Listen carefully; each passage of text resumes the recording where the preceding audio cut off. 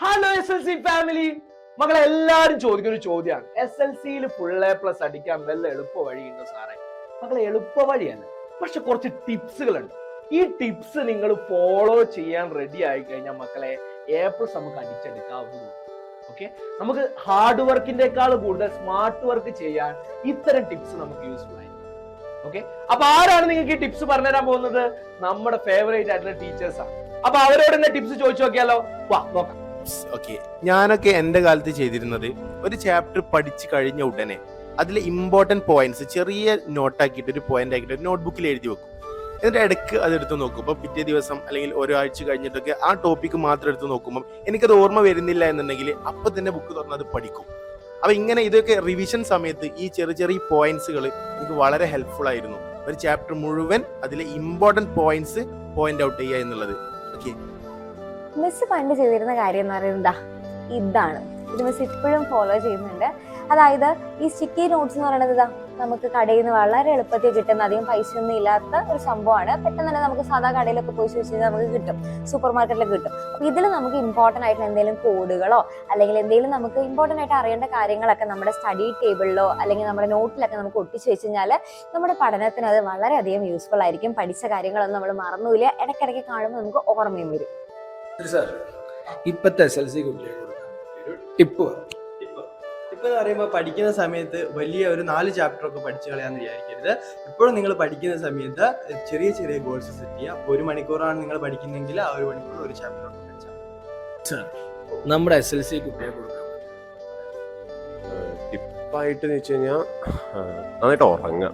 ഒരു 8 മണിക്കൂറെങ്കിൽ മിനിമം ഉറങ്ങുക. അതുപോലെ തന്നെ നന്നായിട്ട് വെള്ളം കുടിക്കുക. അതൊക്കെ ചെയ്താൽ തന്നെ അടിപൊളിയാണ്. ബാക്കിയുള്ള പോസിറ്റീവായിട്ടുള്ള കാര്യങ്ങൾ നോർമലി വന്നോളൂ. പിന്നെ പഠിക്കുക, അത്രേ ഉള്ളൂ. മിസ്സിന് തരാനുള്ള ടിപ്പ് എന്താണെന്ന് വെച്ചാൽ നിങ്ങൾ റിവൈസ് ചെയ്യുക. ഈ റിവിഷൻ എന്ന് പറയുമ്പോൾ അത്ര സിമ്പിൾ ആയിട്ടുള്ള ഒരു കാര്യമല്ല. കാരണം ഒരു സബ്ജക്ട് നമ്മൾ പഠിച്ചു, ഒരു ടോപ്പിക്ക് നമ്മൾ പഠിച്ചു കഴിയുമ്പോൾ വേറെ ടോപ്പിക്സ് നമ്മൾ പഠിക്കുന്നുണ്ടല്ലോ. ഓരോ ഡേയ്സ് കഴിയുമ്പോൾ ആദ്യത്തെ ദിവസങ്ങളിലൊക്കെ നമുക്കത് ഓർമ്മയുണ്ടാവും, പക്ഷെ പോകെ പോകെ നമ്മൾ ആ ടോപ്പിക്ക് മറന്നു പോകും. അപ്പൊ അതുമായിട്ടുള്ള ഒരു പരിചയം പുതുക്കിക്കൊണ്ടേയിരിക്കുക, റിവൈസ് ചെയ്തുകൊണ്ടിരിക്കുക എന്ന് പറഞ്ഞൊരു കാര്യമാണ്. പിന്നെ ഒരു കാര്യമുള്ളത്, കുറച്ച് കുട്ടികൾ ചെയ്യുന്ന ഒരു മണ്ടത്തരമാണ് കുറേ ടോപ്പിക് എടുത്തിട്ട് കുറച്ച് സമയം കൊണ്ട് പഠിച്ചു തീർക്കാൻ നോക്കും. അതൊരു വലിയ മണ്ടത്തരമാണ്. ബ്രേക്ക് എടുത്ത് പഠിക്കുന്നതാണ് ഏറ്റവും നല്ലത്. ഇതൊക്കെയാണ് എനിക്ക് തോന്നിയിട്ടുള്ളത് ഏറ്റവും നിങ്ങൾക്ക് യൂസ്ഫുൾ ആവുന്ന ടിപ്സ് തന്നെയായിരിക്കും. ഷമീം സാർ, നമ്മുടെ SLC കുട്ടികൾക്ക് കൊടുക്കാൻ പറ്റിയൊരു ടിപ്സ്? ഞാൻ പഠിച്ചിരുന്ന സമയത്ത് ഞാൻ പഠിച്ചിരുന്ന ഒരാളാണ്.